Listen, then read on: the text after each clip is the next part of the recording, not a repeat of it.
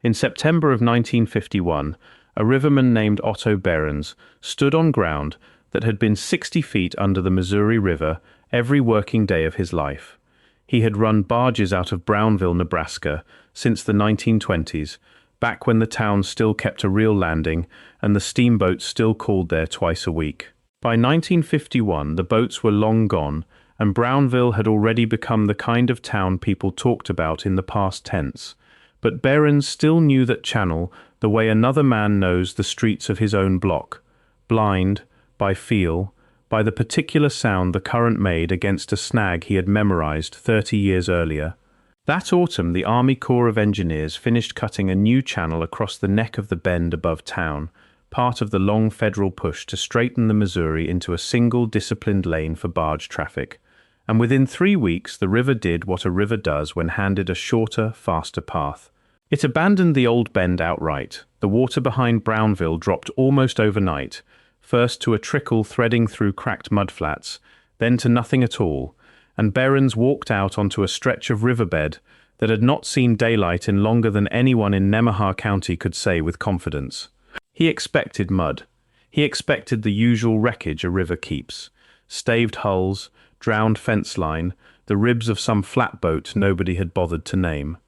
What he found instead, running dead straight under a skin of silt, for a distance he later paced off at, close to 400 feet, was a road. If you're enjoying this story so far, don't forget to hit the like button and subscribe. Drop a comment telling me where in the world you're watching from. I love hearing from you. It was built of cobblestone, fist-sized river stones, set close together and packed with smaller gravel between them, the kind of paving a man might expect to find under a street in an old river town back east, not buried under 60 feet of Missouri River silt, in a stretch of country that had never had a cobblestone road of any kind. Behrens knelt and worked a hand along the surface. The stones did not shift under his palm. The road held a slight crown down its center, high in the middle and sloped toward both edges. The same shape a competent road crew gives a modern highway, so that rain sheds instead of pooling, and along both edges ran a line of larger, flatter stones set on end, a deliberate curb holding the smaller paving in place. None of it had the look of something laid down in a hurry. It held its line for the full 400 feet without a bend, without a widening, without the ragged edge a wagon trail wears into raw ground over years of use. A wagon trail is worn. This had been built. Word reached the county seat within a day, the way word does in a town small enough that everyone still knows whose truck is parked where, and by the following morning a retired county surveyor named Elmer Voss had walked out with a tape measure and confirmed what Behrens had already guessed by eye. The road ran a consistent 9 feet wide from end to end, give or take an inch, a tolerance no hand-laid frontier road in that part of Nebraska had ever been known to hold. By the second morning, 4 more residents had walked out to see it, before the water crept back, among them a retired railroad section foreman named Walter Prohaska, who had spent 30 years judging the quality of graded stone beds professionally, and said the fit of the paving was as tight as anything he had ever laid himself, and a schoolteacher named Ruth Kessler, who kept a diary and recorded the date, the measurements Voss had taken, and a rough sketch of the road's alignment relative to the old landing, a sketch that later researchers found matched Voss's own tape measurements within a few inches. None of the 5 who examined the road that week ever changed their account in later interviews. Decades apart, interviewed separately, with no knowledge of what the others had said. There was no record of it anywhere. Nemaha County's earliest platted roads dated to the 1850s, dirt tracks and corduroy crossings laid over mud with split logs, the standard method for a territory with more land than labor and no reason to import a paving trade nobody there had ever practiced. Cobblestone construction, the kind that requires stone fitted and set by someone who had done it before, belonged to river cities with old money and older stonemasons, places like St. Louis or Cincinnati, not to a stretch of bottomland 40 miles upriver from anywhere with a name.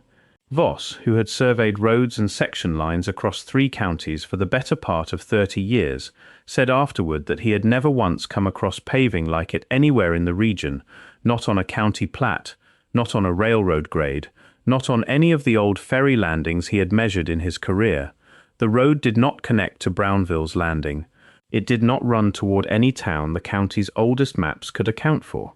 It began somewhere out in what had been open water for as long as anyone could remember, and it ended the same way, vanishing under silt at both ends with no ramp, no landing, no visible reason for a road to begin or stop exactly where this one did. The Army Corps of Engineers already had a resident office working the Brownville Reach, part of the same crew that had just finished cutting the new channel, and within 4 days of Behrens's walk, 2 men from that office came out to look at the exposed road themselves. Local memory places one of them as the district's resident engineer for the Reach, a man most of Brownville knew on sight from 2 years of channel work, though nobody interviewed decades later could recall his name with any certainty, only his title and the government truck he arrived in. He and a junior surveyor paced the road, photographed it from several angles with a field camera, and took soil samples from beneath the paving, standard practice for any structure the Corps needed to account for before filling and grading the old channel bed, which was already scheduled as part of closing out the cutoff. According to Voss, who stood at the edge of the site while the measurements were taken, the resident engineer said very little. He noted the width, he noted the crown. When Voss asked him directly what he thought had built it, the answer, repeated by at least 3 people who were standing close enough to hear it, was that it was probably an old ferry approach nobody had bothered to record, the kind of thing river towns lost track of constantly in the days before proper platting. It was a plausible answer. It was also, everyone standing there already knew, not an answer that accounted for the crown, the curb, or the fact that no ferry in the documented history of that crossing had ever needed a paved road 9 feet wide, running 400 feet through open country to reach it. The soil samples taken that afternoon were logged on a supply requisition as sent to the district laboratory in Omaha for analysis. No analysis report has ever turned up in the district's files, and no one at the laboratory's later successor office has been able to locate a corresponding sample record from that autumn. The Corps' construction log for the Brownville Reach survives today in the Omaha District's project files, a running daily record kept without a missed entry for the better part of 2 years, covering exactly the kind of routine information you would expect: weather, crew counts, equipment hours, cubic yards of fill moved. For the 3 days immediately following the road's discovery, the log is blank. No weather notation, no crew count, nothing. The entry before the gap ends mid-sentence, describing grading equipment moved into position along the old channel bed. The entry after it resumes 4 days later, in what researchers who examined the file in later decades described as a noticeably different hand, picking up as though nothing unusual had interrupted the record at all, with no mention of a road, a survey, or a photograph anywhere in the pages that follow. Grading and fill work on the old Brownville channel had already been scheduled for that winter as standard closeout procedure, the same treatment given to every cut-off bend along that stretch of river once the new channel took the flow, and the timetable moving forward as planned was not on its own unusual. What locals noticed, and what several of them mentioned independently in interviews collected decades later, was how quickly it moved. Fill crews and heavy equipment were on site within 2 weeks of Behrens's discovery, well ahead of the schedule posted at the county courthouse that August, and by the 2nd week of December, the entire stretch of exposed riverbed, road included, sat under 8 feet of compacted fill and graded level with the surrounding bottomland. Voss by then retired from surveying but still walking the site regularly out of what he called plain curiosity, said the crew worked through weather he would not have expected a construction outfit to push through voluntarily, and finished a job the courthouse schedule had allotted through the following spring in less than 10 weeks. Nobody accused the Corps of hiding anything, not out loud, not on the record. The work they did was the work the project called for, regardless of what Behrens had found underneath it. But the road that 5 separate residents of Brownville had walked, measured, and sketched with their own hands in September was, by the time the ground froze solid that December, 9 feet under fill, nobody has disturbed since. What survives from that autumn does not answer why a road built with paving no other stretch of the territory ever used sat under the Missouri River for at least a century before a federal channelization project exposed it. And it does not answer why the one file meant to document that exposure goes silent for exactly the days it happened. It answers only that the gap exists, that it lines up precisely with the discovery, and that the work crew closed the site faster than its own posted schedule required. A blank page is not proof of anything by itself. It becomes something closer to evidence only when it appears exactly where the story says it should, and nowhere else in 2 years of otherwise unbroken record. If you're hooked on this story, make sure to subscribe and turn on notifications so you never miss an upload. Your support means everything and helps me bring you more emotional stories like this one. Brownville's cutoff was one of dozens carried out along the Missouri under the same federal program between the 1930s and the 1960s, each one closing a bend the river had carried for longer than any town beside it. Each one filled and graded by crews working the same procedure Behrens watched that winter. Most of those old channels disappeared into farmland or wildlife easements without incident, exactly what the paperwork predicts and nothing more. But river crews who worked the wider project, men who moved from cutoff to cutoff over successive seasons, have talked for decades about a handful of other bends where the draining water left behind something the schedule had not accounted for. Crews working a cutoff near Waverly, Missouri, in the mid-1930s described hitting what one dragline operator called hard standing ground, where the plans showed only riverbed, ground his machine could not cut through at the depth the grading called for. Work orders from that stretch, still held in the district's records, show an unexplained equipment delay of nearly a week, with no cause listed beside it, an entry that reads like every other line in the ledger except for the blank days sitting underneath it. A second account surfaced from a cutoff on the Iowa side of the river 2 decades later, where a survey crew preparing to fill an abandoned bend near the Nebraska line reported a stretch of buried stonework running perpendicular to the new channel, wide enough that the lead surveyor noted it required rerouting one line of stakes around it. He logged the obstruction once, in a single sentence, and no follow-up report has ever been located in the district's files. No photograph, no second visit. The crew filled around it and moved on to the next section of the project, the way a crew moves on when a schedule does not leave room to stop and ask what something is. Neither account comes with a measurement anyone can check today, and neither comes with a witness still living to confirm it firsthand. What they share with Brownville is narrower and harder to dismiss than either story told on its own. A channelization crew working entirely ordinary federal fill and grading contracts in 3 different states, on 3 different stretches of river, ran into something built with more care than the job called for, and in every case the record shows the same shape, a short, specific gap where documentation should exist and does not, followed immediately by a return to routine as though the gap had never opened at all.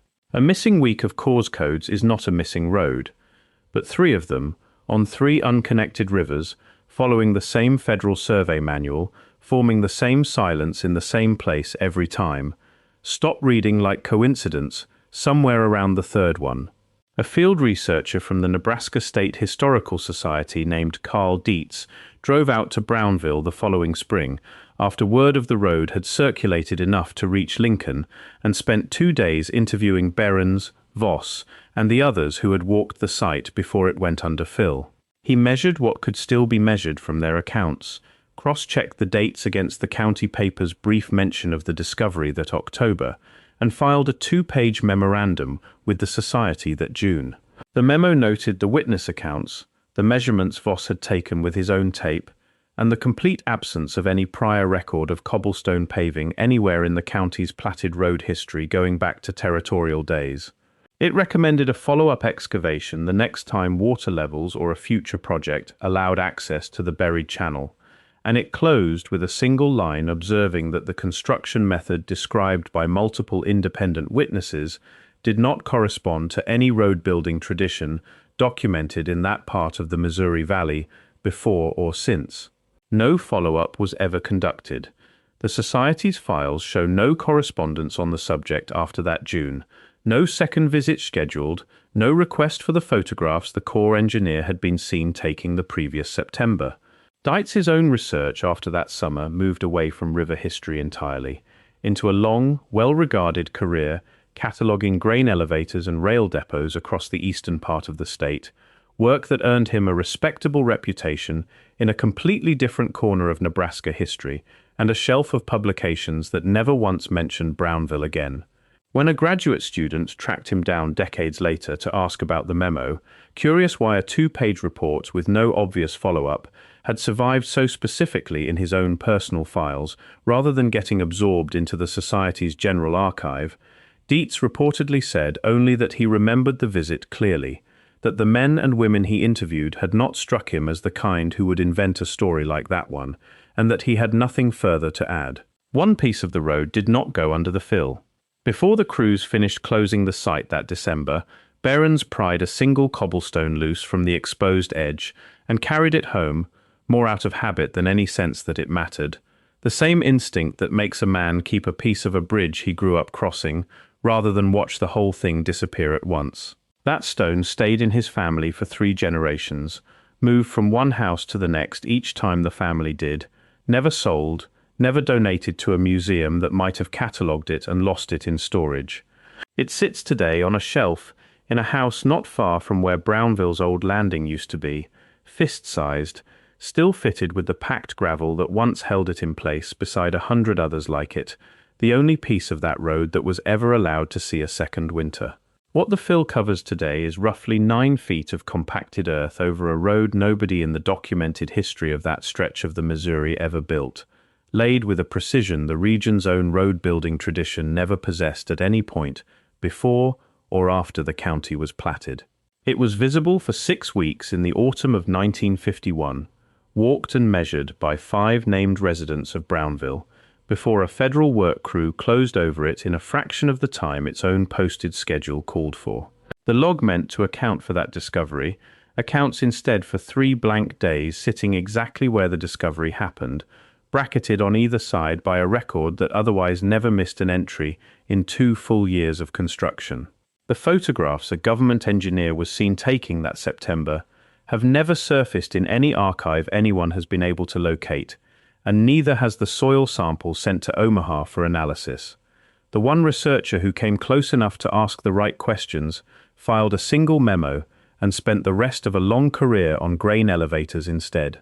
None of that proves what built the road, or when, or why it ran exactly where it ran, before vanishing under silt at both ends, with no landing and no destination the county's oldest maps have ever been able to account for. What can be stated plainly is narrower, and it does not require anyone to fill in the parts the record refuses to give up.